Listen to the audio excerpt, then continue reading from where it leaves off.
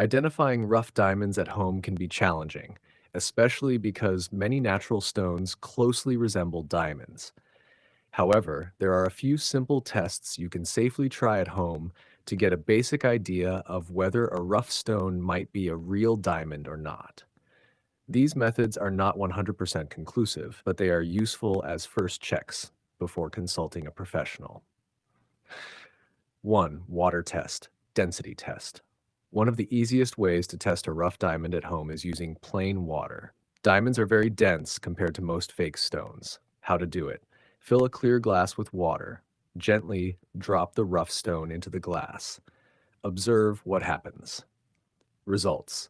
If the stone sinks straight to the bottom, it may be a real diamond. If it floats or sinks slowly, it is likely fake, such as quartz or glass. Why it works. Real diamonds have high density, so they sink immediately in water, unlike many imitations. Hash 2. Scratch test. Hardness test. Diamonds are the hardest natural material on Earth. This makes hardness testing a popular method. How to do it. Choose a piece of glass or ceramic tile. Try to lightly scratch the surface using the rough stone. Results. If the stone scratches the glass easily without damage to itself, it may be a diamond.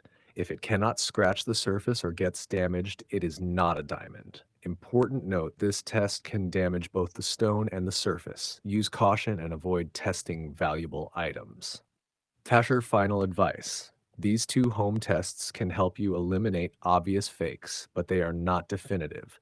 Many minerals can pass one test but fail another. For accurate identification, it is always best to take the stone to a certified gemologist or use professional tools like thermal conductivity testers.